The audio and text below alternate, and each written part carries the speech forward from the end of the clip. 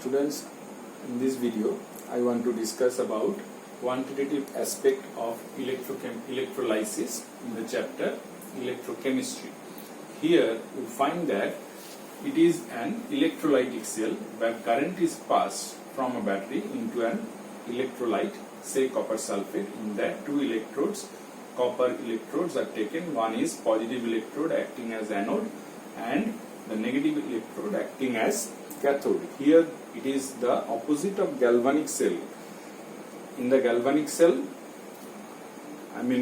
electricity is found from the chemical reaction, and here we are using chemical energy to carry out we are using electrical energy to carry out chemical change. You find that at the anode oxidation is taking place, but the electrode is positive electrode, opposite of that of galvanic cell, and at the cathode reduction is taking place. So for the quantity of the chemical change that is taking place in these electrodes can be understood from the first law of Faraday. It states that the amount of chemical reaction at an electrode during electrolysis, that means either discharge of the metal ion from the electrode or the deposition of metal ion on the electrode, that is, the amount of chemical reaction at an electrode during electrolysis is directly proportional to the quantity of electricity passed through the electrolyte. Here we define the W is the amount of chemical change that is taking place proportional to quantity of electricity passed. Q is the quantity of electricity or charge in coulomb. Now if coulomb Q, this charge is defined as product of ampere of current passed into the time in second. So ampere second is actually the amount of charge. So we can replace here W is equals to Z into, in place of Q we can write I into T. Here Z is stated as electrochemical equivalent, and it is defined as if I equals to 1 ampere and T equals to 1 second, that means 1 ampere of current is passed through the electrolyte for 1 second, then W equals to Z. That is, Z is the electrochemical equivalent and is the amount of substance deposited at an electrode or discharged from the electrode when 1 ampere current is passed for 1 second through the electrolyte. Okay. Now let us find the stoichiometric aspect of this electrolytic process. Suppose this is a reaction taking place, silver gaining 1 electron to form silver ion gaining 1 electron to form silver solid. Now here we can see from the stoichiometry of the reaction, for 1 mole Ag silver for formation, that is 1 mole Ag means about 107.8, means 108 gram we can approximately take. Formation of that amount of silver, 1 mole of electron, here 1 mole of electron change is taking place. That means the charge corresponds to 1 mole of electron is required for deposition of 1 mole of silver, and that is equals to, it is the number of particles in 1 mole into charge of each electron, that is 96487 coulomb. That means this coulomb is electricity is passed to get 1 mole of silver, that means this mass of silver, and it is also stated as 1 Faraday. For this reaction, calcium 2 plus to calcium, there are 2 electron change taking place, that means 2 mole of electron change is taking place for 1 mole of calcium deposition, that means 2 Faraday of charge is required.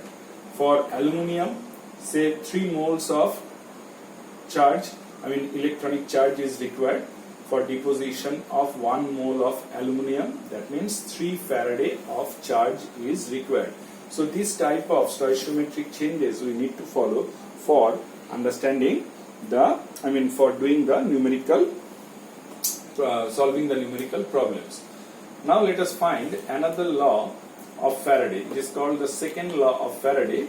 Here it is said that if, say, in different solutions, different electrolytic solutions, same amount of electricity is passed. That means when I have taken 3 solution of silver nitrate, zinc sulfate and gold chloride, and they are connected in series. So it is stated that when same quantity of electricity is passed through different electrolyte connected in series, the weight of the substance produced, say here we are talking about deposition of silver at the cathode, say here deposition of zinc at the cathode, here gold deposition at the cathode. It is stated that the weight of the substance produced at the respective electrode are directly proportional to their chemical equivalent. E is stated as the chemical equivalent. So we can write W, the amount of substance deposited, is directly proportional to the respective chemical equivalent.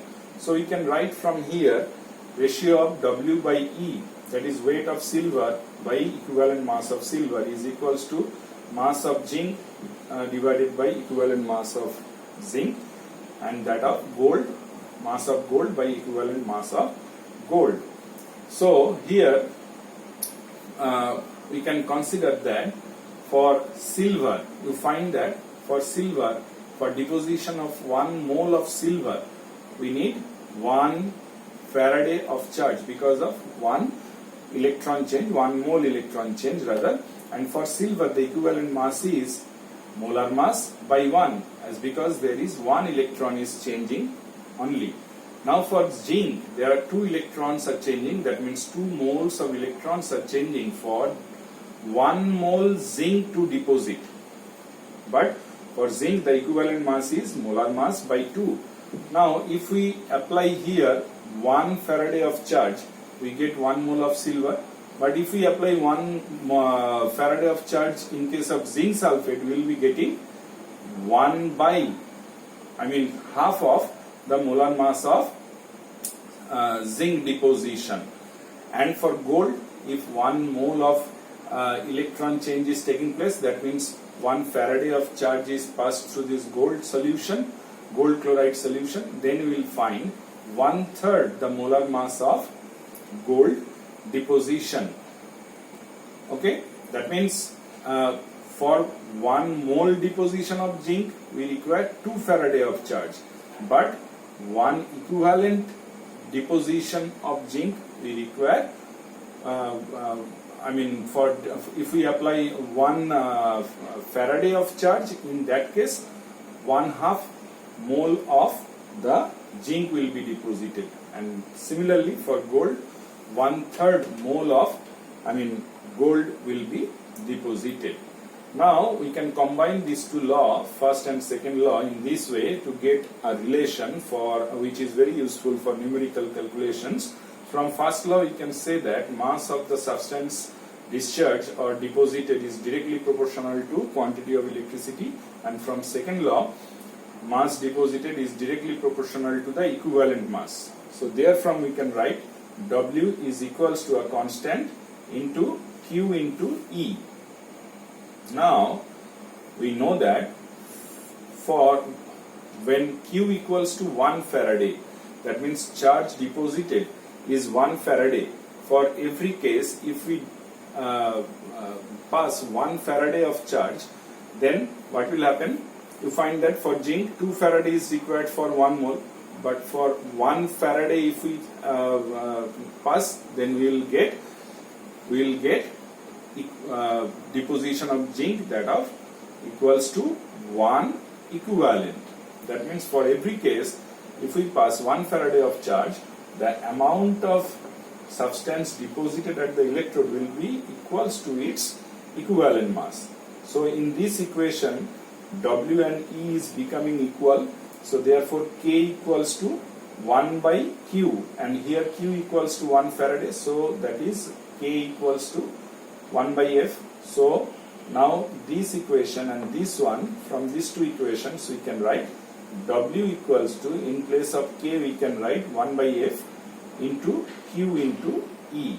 So this equation helps us to calculate the amount of substance deposited at an electrode or discharged from an electrode when certain Faraday of charge is supplied through the electrolyte. Since E is constant, so Q is the amount of charge supplied and F is Faraday, and therefrom the W can be calculated.